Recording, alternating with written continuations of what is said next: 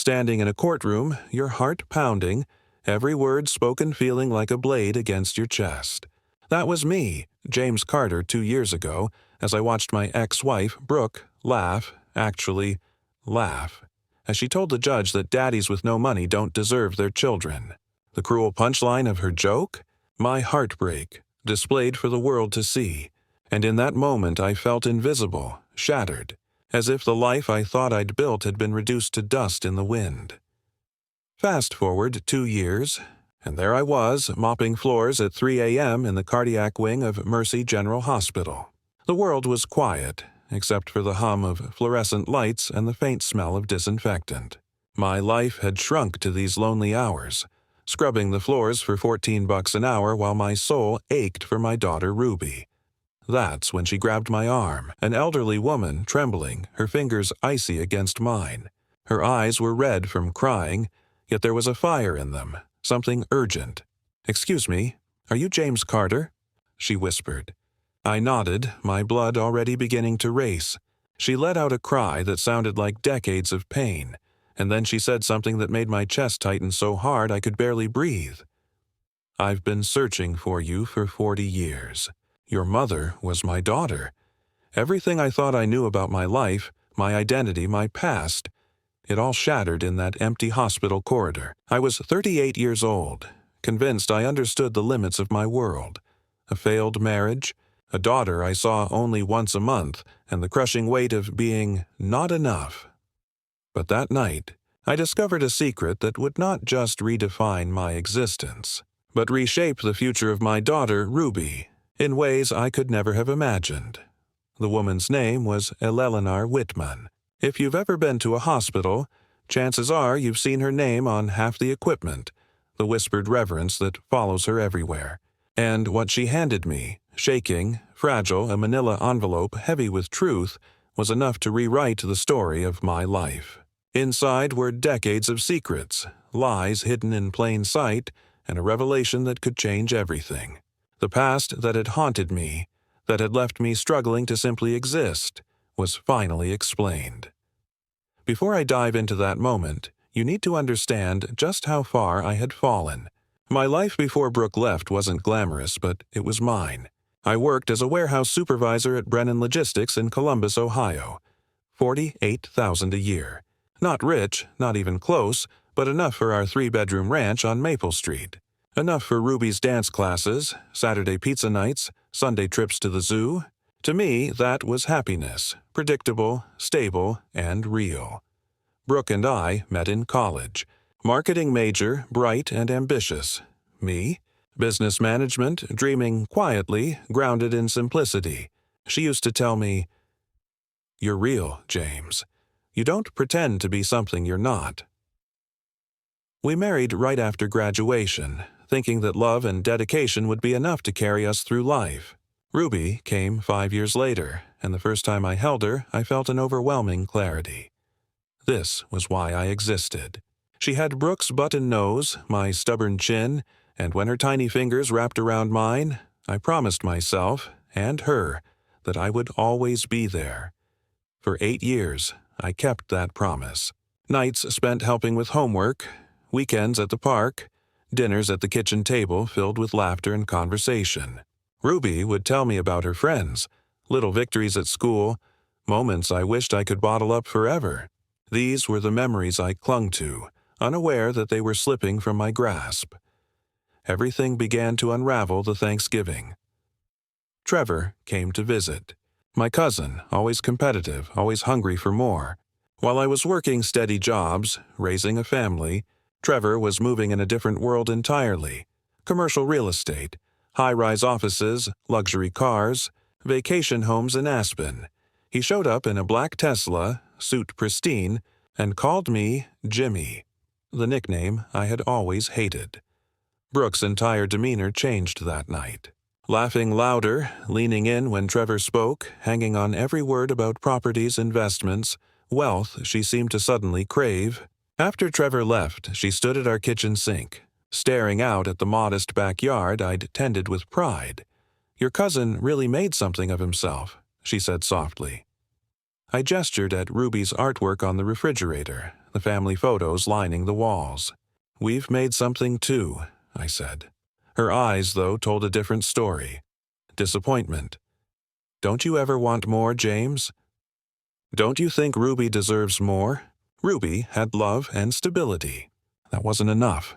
Brooke wanted more. A life defined by money, prestige, opportunity. And I wasn't enough. The argument started small. Comments about friends' vacations, new developments across town, subtle digs about why I never sought a higher-paying job. Soon, she was staying late at work, smelling like wine and someone else's cologne. Then I found the messages on her phone. Trevor had been planning for months, to build a life with Brooke, away from me, without me. And somehow, I was painted as the failure, the man who couldn't provide enough, who didn't measure up. The divorce came swift and brutal. Brooke walked away with the house, primary custody of Ruby, and child support payments that left me scraping by in a tiny studio above Chen's Chinese kitchen, where the smell of beef and soy became my alarm clock. But even in that confined, lonely space, I prepared for Ruby's visits. Purple butterfly decals on the walls, an air mattress with purple sheets from Target, the little things that screamed home in a world that no longer felt like mine. Weekends with Ruby were sacred, picking her up in my 10-year-old Honda Civic, ignoring Brooke's smirk as she stepped out of her mini mansion beside Trevor. One Saturday, she asked me something that cut straight through me. "Daddy, why does Mom say you don't try hard enough?" The fries in my hand turned to ash. I swallowed hard. "Sometimes people measure success differently, Ruby. Uncle Trevor measures it in money.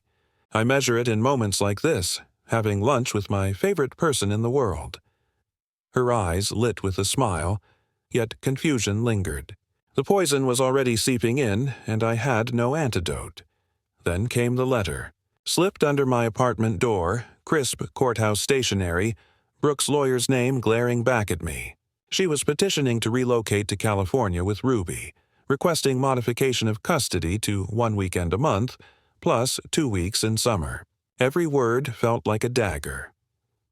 Due to Mr. Carter's limited financial resources and inability to provide adequate opportunities, relocation is in the child's best interest.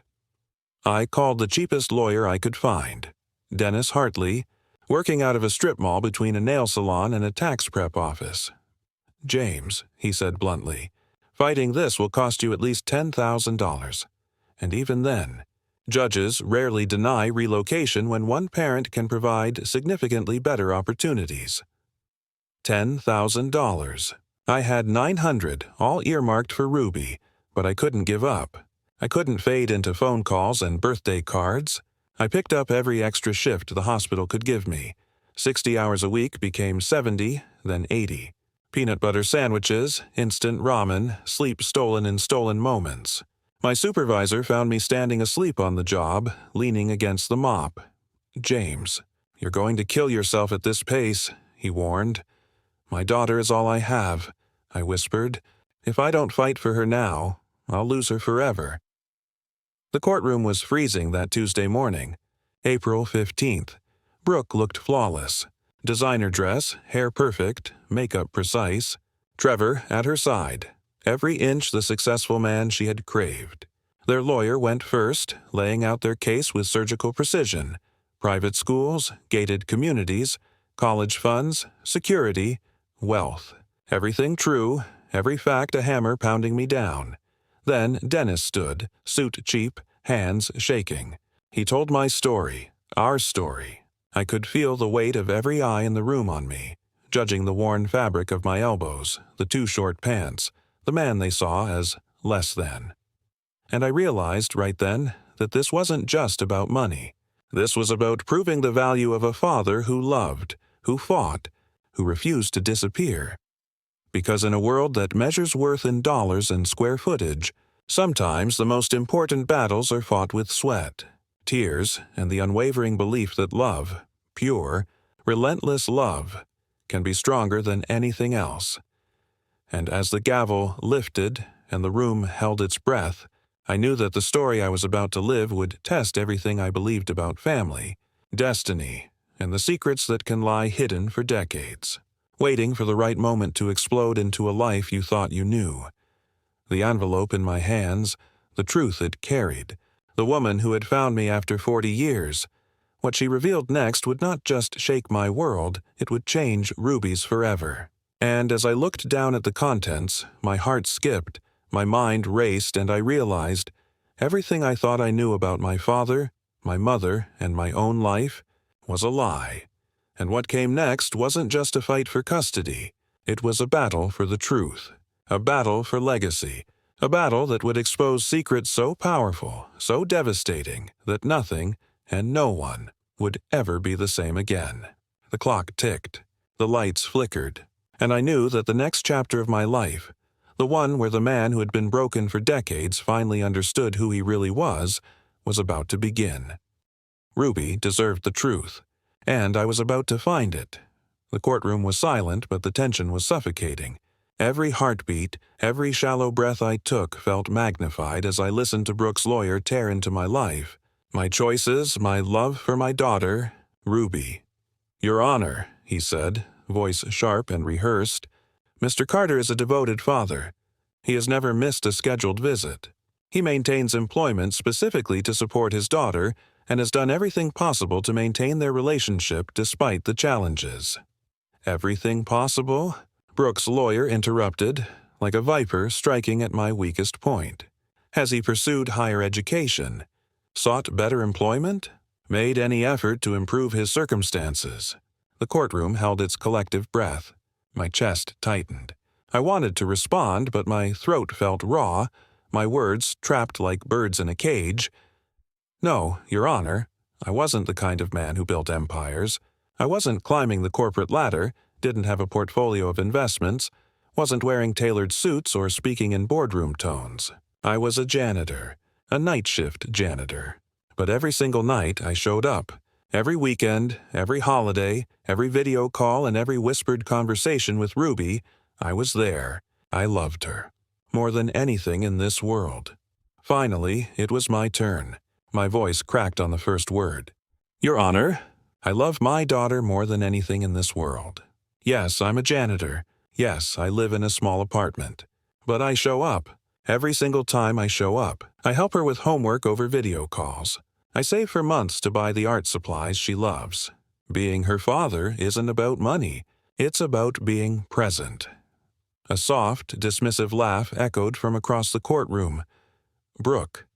Not loud, not boisterous, just enough to remind everyone that she thought my love, my presence, my sacrifices were worthless. "Being present doesn't pay for college, James," she whispered, venom wrapped in silk.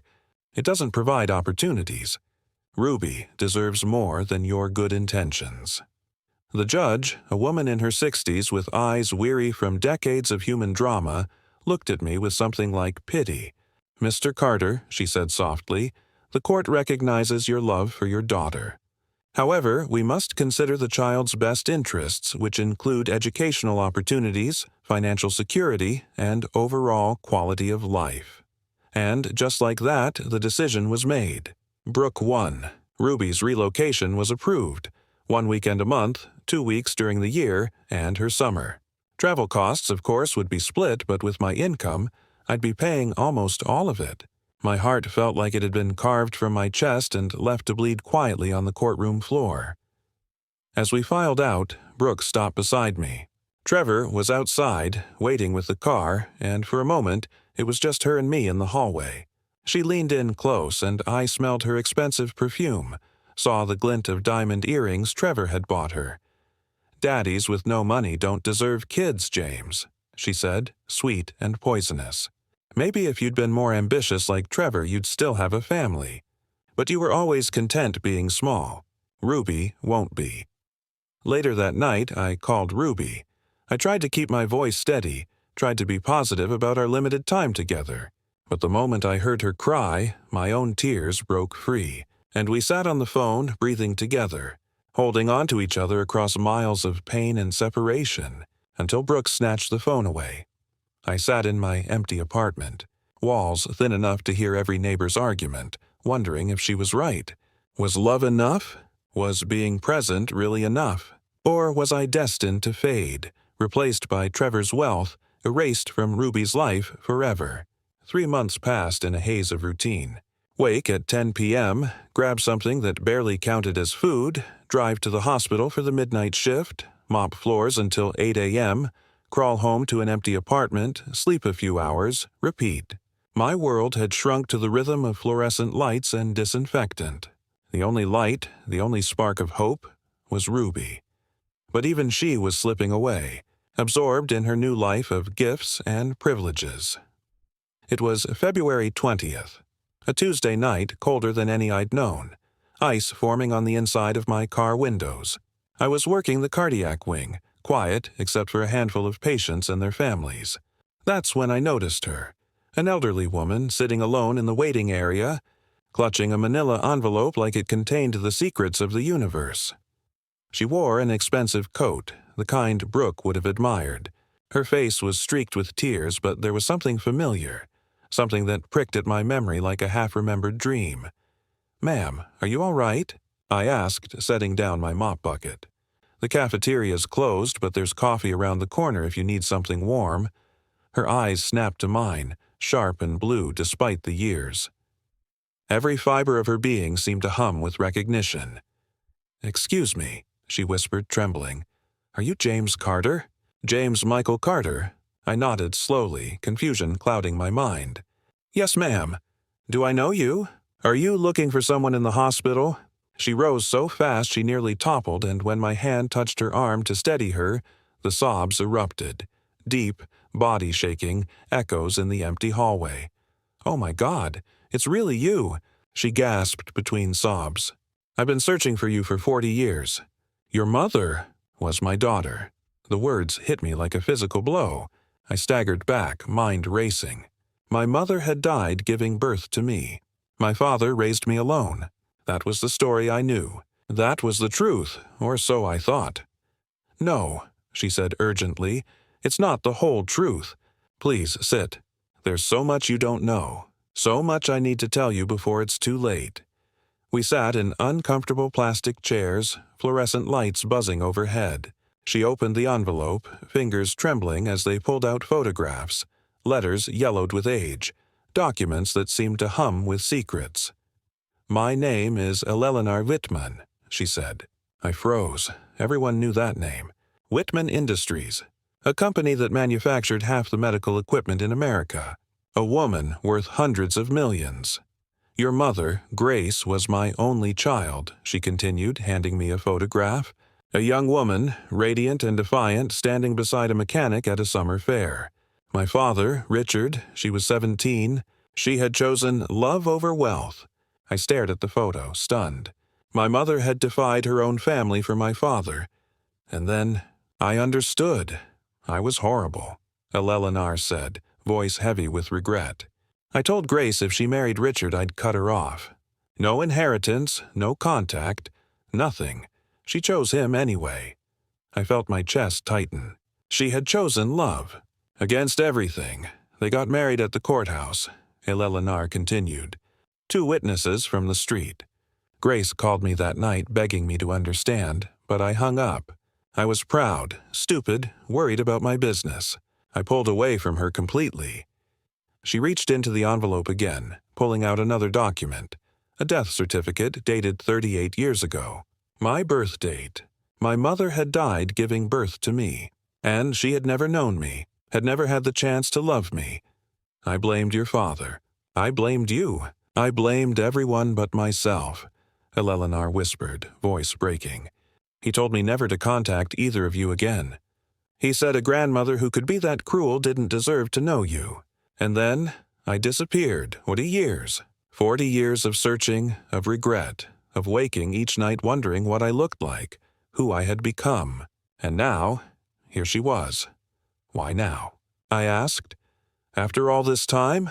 Her hand went to her chest. I noticed how thin she was beneath the expensive coat. "Because I'm dying, James. Pancreatic cancer. Stage 4. They give me 6 months, maybe less. I've spent 4 decades building an empire.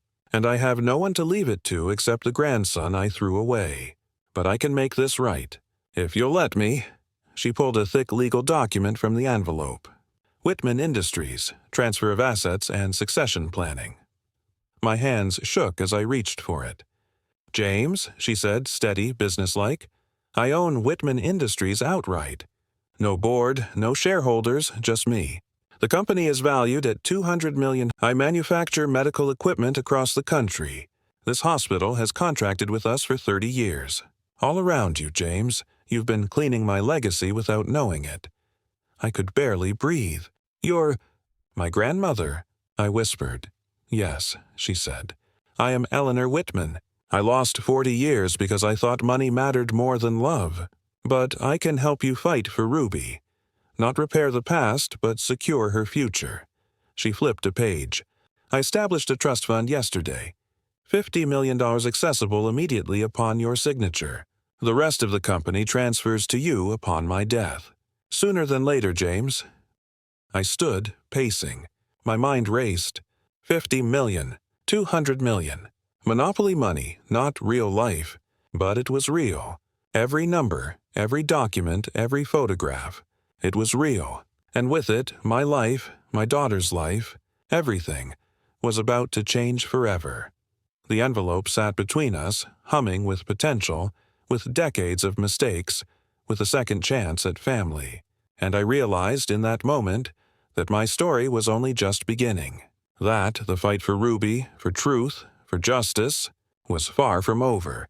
The moment was surreal. I could feel my pulse hammering in my ears, the fluorescent lights of the hospital corridor casting sharp shadows across the floor. This is insane, I said, disbelief cracking my voice. You can't just show up after 40 years and hand me a fortune. I don't even know you. You don't know me. Eleanor Whitman, my grandmother, the woman whose name graced every hospital piece of equipment I'd cleaned over the past 2 years, didn't flinch. Her eyes, piercing and steady, held a calm authority that seemed to bend the very air around her. I know you, she said quietly. I know what you've been through.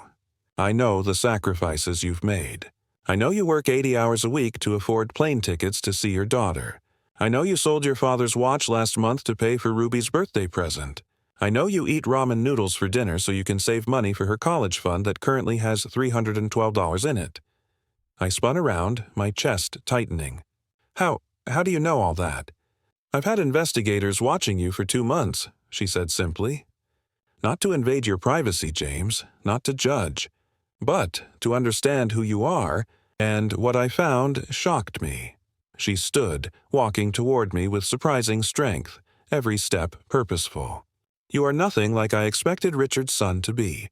You have Grace's heart, her ability to love without conditions. But you also have Richard's pride, his determination to do everything alone. She pulled out her phone, showing me an email.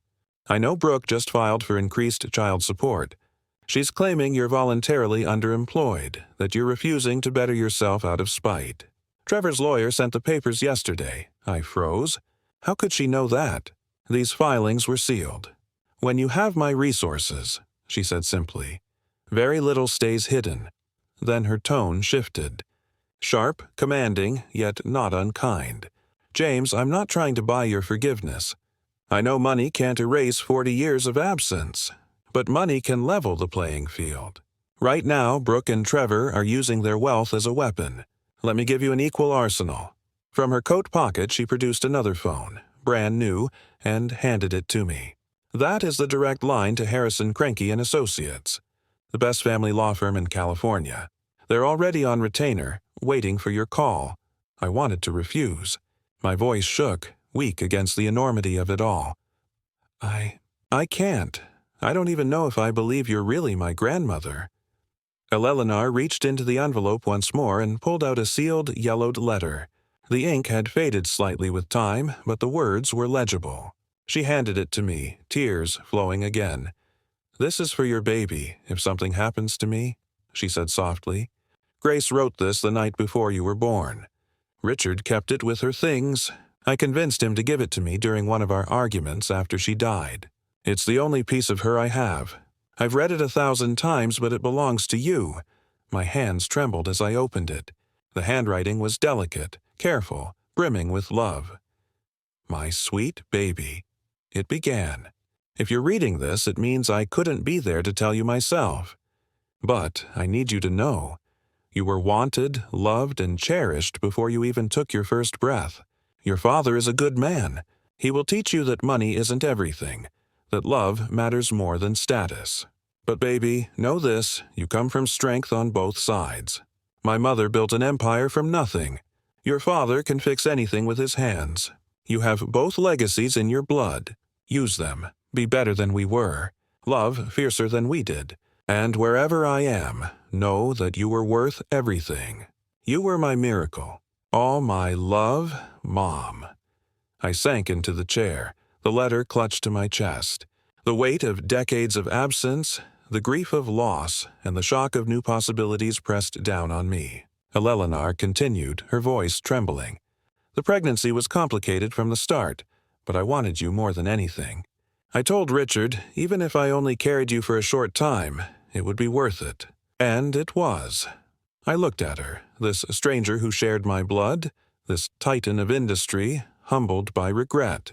She saw my doubt and nodded. If you accept this, James, it's not for you. It's for Ruby. Nothing else matters.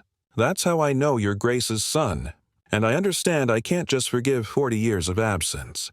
I'm not asking for forgiveness I don't deserve. I'm asking for the chance to help you keep your daughter. Brooke and Trevor have weaponized wealth. Let me help you forge a shield. I thought about Ruby, about the way she looked at Trevor's mansion with awe, the sneers and scorn she had been fed, the nights I counted pennies for plane tickets. Okay, I said finally, voice firm. I'll take your help. For Ruby. Eleanor smiled, and for a fleeting moment I saw my mother in her face. Then let's call those lawyers, she said. We have a custody battle to win. 6 weeks later, the California courtroom looked unchanged, but everything else had transformed. I walked in wearing a custom-tailored suit, Eleanor by my side, a legal team that cost more per hour than I had made in an entire month. When Brooke and Trevor entered, their confident smiles faltered, color draining from their faces. Our petition, Catherine Harrison began, poised and commanding, is for immediate modification of the custody arrangement based on substantially changed circumstances. Mr. Carter is now the CEO and primary beneficiary of Whitman Industries, a significant trust, and has relocated to California. He has purchased a home in the same school district as his daughter and established educational trusts exceeding those provided by Mr. Holloway. Brooke's lawyer sputtered, scrambling. Your Honor, surely the court isn't swayed by sudden wealth. 2 months ago, Mr. Carter was a janitor. This is manipulation of the system. The judge's eyes sharpened. Interesting perspective, Mrs. Holloway, considering your previous argument centered entirely on financial superiority. Evidence was laid out methodically. Bank records showing every penny saved for Ruby. Phone logs of daily calls. Screenshots of Brooke telling Ruby that poor daddies don't deserve children. Character statements from supervisors and teachers attesting to my devotion. Then came the decisive blow. Catherine's voice rang clear, unwavering. Your Honor, we also have evidence that Mrs. Holloway has been systematically alienating Ruby from her father, telling the child that Mr. Carter is, quote, pathetic and poor, and that she should be embarrassed of him. The courtroom fell silent. Brooke's mouth opened, then closed. Trevor shifted uneasily, fidgeting with his tie. The weight of truth was heavier than any suit, any inheritance, any carefully curated image of wealth. The years of manipulation, deceit, and bitterness were laid bare for everyone to see. I felt my pulse slow, clarity washing over me. The fights of the past 2 years, the nights spent working, surviving on nothing, living minute to minute just to hold on to my daughter. It was all leading here. Every sacrifice, every tear, every quiet moment of love. It mattered. It wasn't about money. It was about proof. Proof that love and presence could withstand everything, even wealth, power, and lies. Brooke's lips quivered. This isn't fair, she whispered, venom barely contained beneath the surface. Fair? Catherine countered. Fair would have been the court recognizing Mr. Carter's devotion to his child, his relentless effort to provide love, stability, and presence. That is fairness. What you've done is injustice.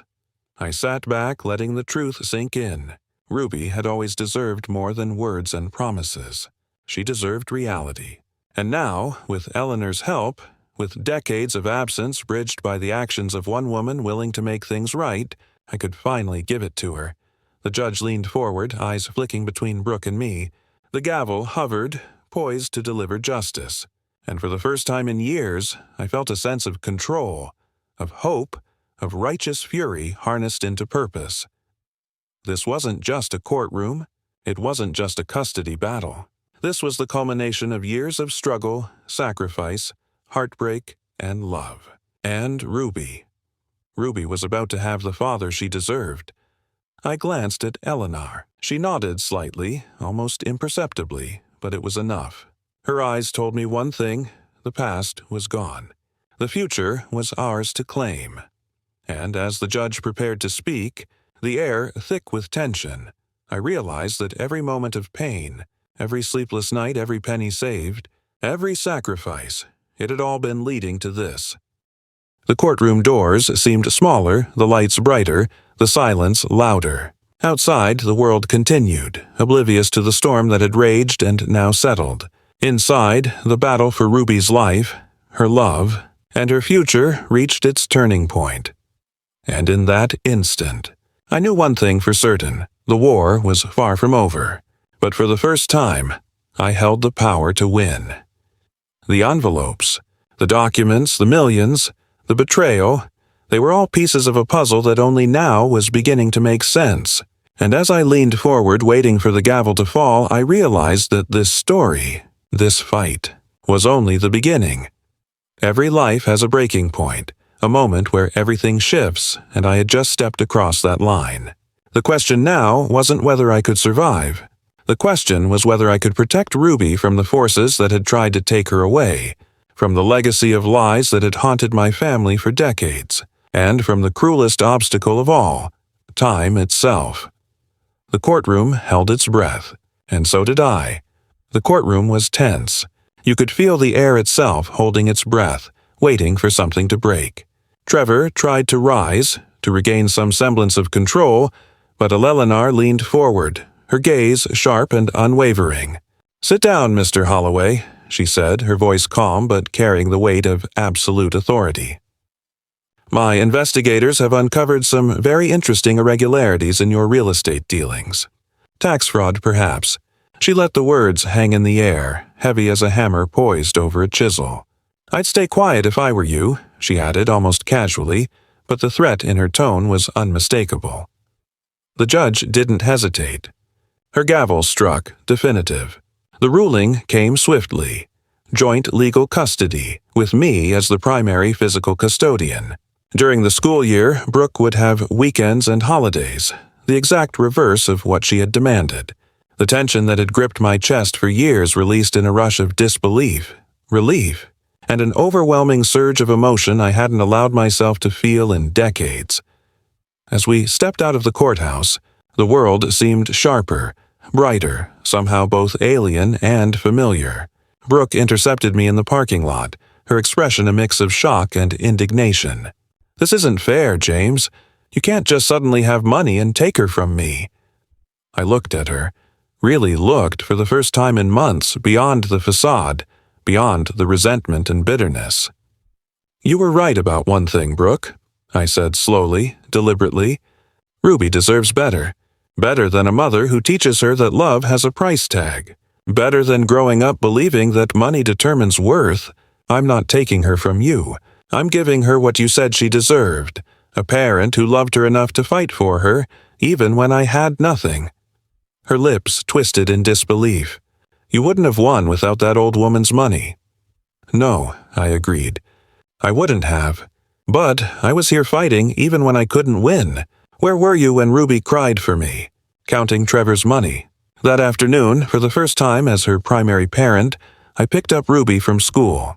She sprinted toward me, launching herself into my arms, crying tears that were both joy and relief. "Daddy, does this mean I live with you now?" she asked, voice trembling. "Most of the time, sweetheart. Is that okay?"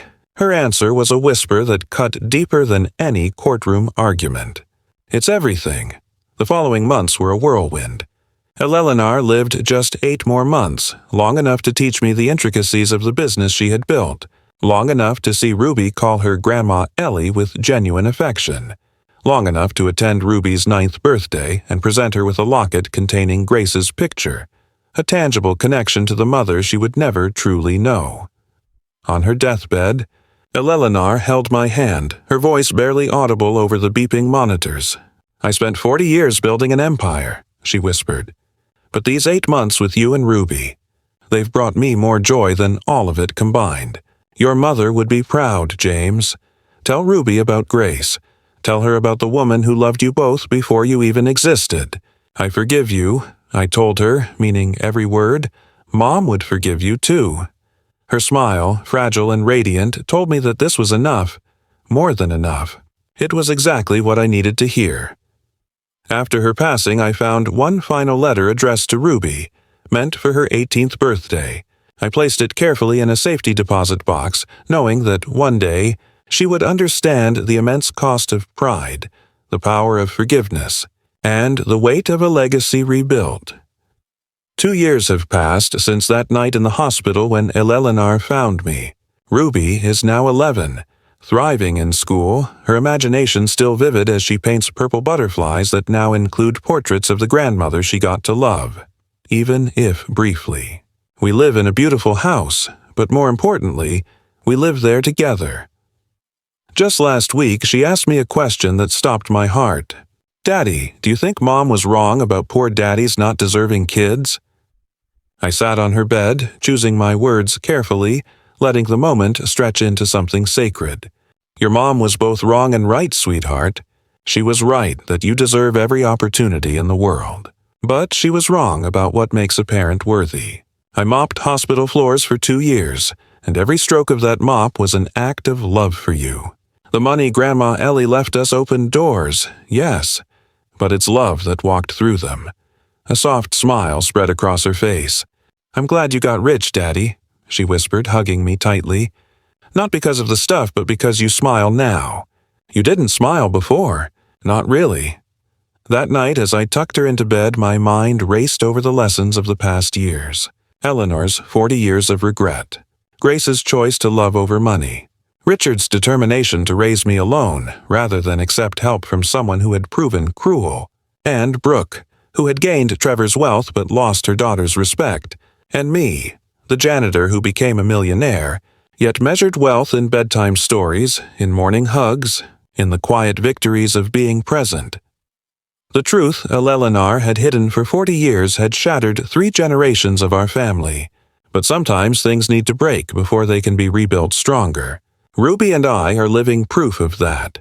We embody the happy ending Grace never got to see, the forgiveness Eleanor thought she'd never find, and the love that no amount of money can buy or replace. Every night, when I check on Ruby before bed, I see 3 generations of women in her face. Eleanor's determination, Grace's courage, and Ruby's own fierce spirit. I know that whatever comes next, we'll face it together, because that's what family does. Not just the family that shares your blood, but the family that fights for you when the world says you're not worth fighting for. Money gave me the weapons to win the custody battle. But love, the same love that made me mop floors at 3 a.m. just to afford a plane ticket, made me the father worth fighting for. And now, every hug, every laugh, every whispered, "I love you," is a testament to what really matters. Brooke taught Ruby that money could define worth. I taught her that love defines it. That night, as the house settled into quiet, I realized that every sacrifice, every sleepless night, every tear and every penny saved had been leading to this. A life built not on wealth, but on presence, on courage, and on an unshakable bond. And as I watched Ruby sleep, her tiny chest rising and falling in the rhythm of safety and love, I knew that the greatest inheritance I could ever give her was not money, not status, not even a house, but the knowledge that she is fiercely loved, that she is unconditionally cherished, and that nothing, not time, not absence, not betrayal, can ever take that away. The journey from a broken exhausted janitor to a father who could finally claim his place in Ruby's life had been long, painful, and extraordinary. But it was ours. Every moment of struggle, every fight, every act of defiance against a world that tried to tell me I wasn't enough, had brought us here, to the quiet power of family, to the triumph of love over circumstance, and to the unshakable truth that sometimes, just sometimes, miracles are built not in wealth, but in relentless, unwavering devotion. And in the glow of Ruby's peaceful sleep, I realized that this was only the beginning. The battles may continue. The world may test us again. But together, we are unstoppable. Together, we are a legacy forged not in fortune, but in love. And that, above all, is worth more than anything else in the world.